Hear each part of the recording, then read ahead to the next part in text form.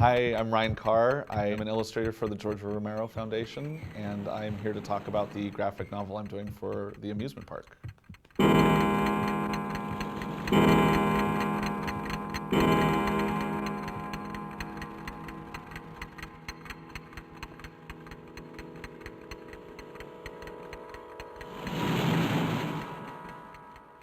I've been an illustrator for the last 15 years since I've graduated from the Minneapolis College of Art and Design. I met the George Romero Foundation through a zine I had done online that they had seen through Instagram, and I believe it was a drawing of Bub, and they were really impressed and had me sign on to do the first chapter of Outpost 5 that George Romero had written, and it's kind of snowballed since then. And I've been doing posters and events and newsletter illustrations for the last 2 years for them.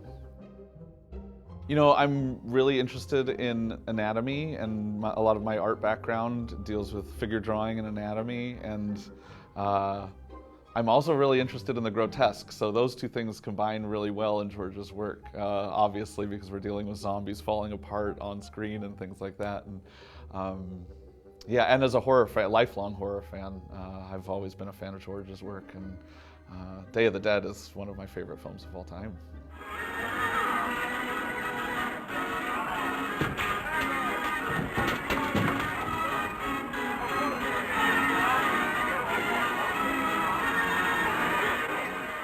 Right when I began with the foundation was when the hype about the amusement park was just starting to really fizzle up, and you know, it was very top secret that Shudder was going to get their hands on it. We were waiting for the deal to come through, and I got a copy to watch it before it debuted, and they had wanted me to do a couple drawings, perhaps for maybe the possible poster or just events, which ended up going on to some of the newsletters. I drew a picture of Lincoln Maazel really early on, and yeah, I've been drawing his face now for a while with this graphic novel, so I've gotten very used to what he looks like in his portrait.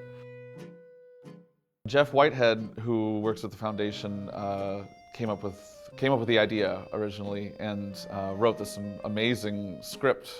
We didn't have a whole lot to work with because that original script was only about 3 pages, I think, and you know, he kind of shot it in a very limited amount of time. So he took that, and you know, he writes great screenplays, and he's turned this into a 120-page graphic novel.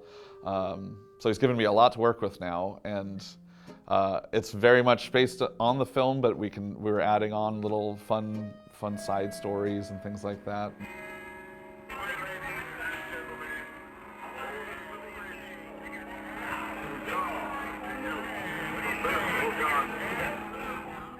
I think what made the amusement park special to me was when I was watching it.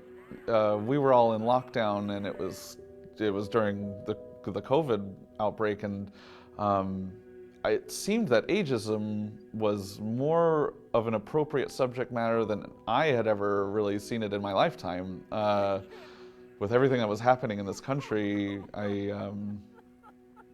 treating the elderly with respect and thinking about them is just as important as all of us couldn't have been more relevant. So watching the movie, it just seemed like it was a message that I can't believe is still so, you know, it's still so relevant today, and couldn't have been more relevant during that time I watched it. Hello. I say hello there. Don't you care to talk? We've added more dialogue in the comic now. I think there are scenes even involving what death is personified as. He kind of like lurks around throughout the film, you know, and we get a little bit more of that and how he kind of is interacting, and it's very minimal, his impact in the movie, so we get a little bit more of that now in the comic, and what he's actually doing and how he's kind of chasing Lincoln throughout the amusement park. It's really interesting. Illustration work as a 2D medium, I feel like can say a lot, especially in comic books. You can do a lot with comic books. I think you can do almost anything in comic books. You can say so much with so little, and you don't even need, word bubbles to convey mood and emotion and thoughts. And I think it's a very synonymous medium for the film, because there's a lot of disorienting viewpoints, and I think you can really convey that too in 2D pictures and pen and ink. So it feels faithful to the original project.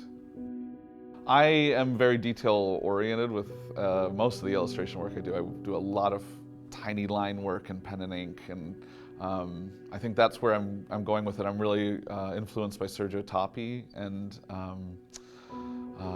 Bill Sienkiewicz too is another huge influence on me. So I feel like they're chiming in on this too, especially Bill Sienkiewicz, because of his 70s and 80s work. I feel like kind of rings true with what we're seeing on the screen in this film.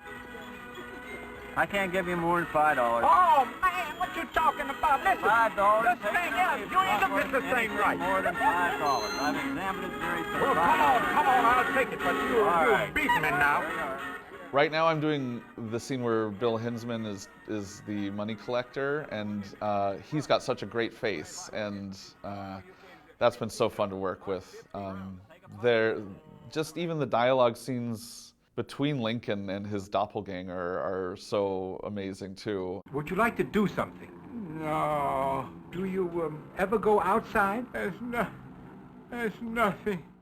I'm also kind of a Twin Peaks fan, so doppelgangers are kind of like, I'm into it. So they correlate a little bit, I feel like, in the blank room at the beginning, and doppelgangers are in there and they're talking about the future, and I connected with that.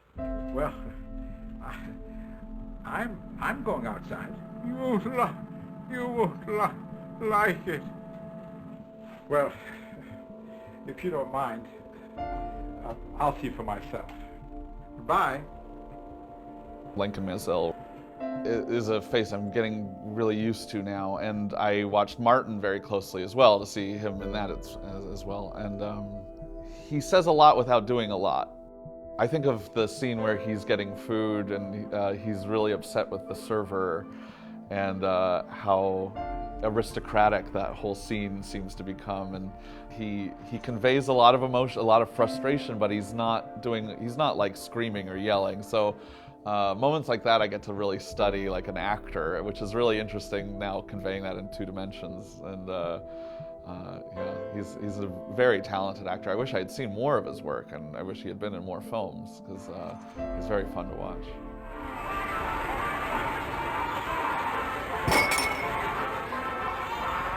The biggest surprise with working with the graphic novel right now is this is the first graphic novel I've done zines and I've done small comics, but now to keep that flow for a much longer period of time has been really challenging and rewarding. I'm learning so much about just structure and patience, and it's a whole new level of drawing for me that I haven't really had the experience with, and I think it'll just make me a better artist in the work I have to come.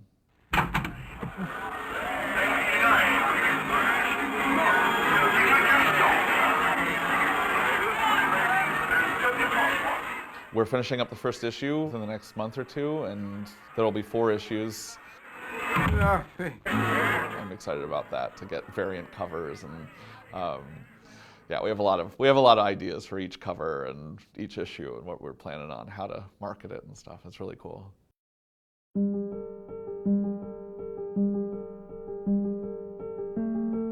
I think about how much of an honor it is to be a part of George's legacy now.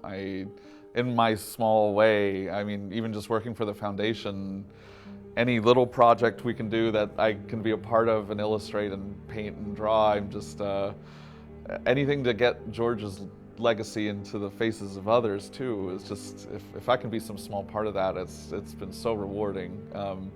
He's one of the few filmmakers that I feel has so much to say with his work in a very genuine way. Stayed true to himself as an artist, and how inspiring that is for me as a young artist as well. Yeah, I'm totally thrilled and honored to be a part of the process. So. you.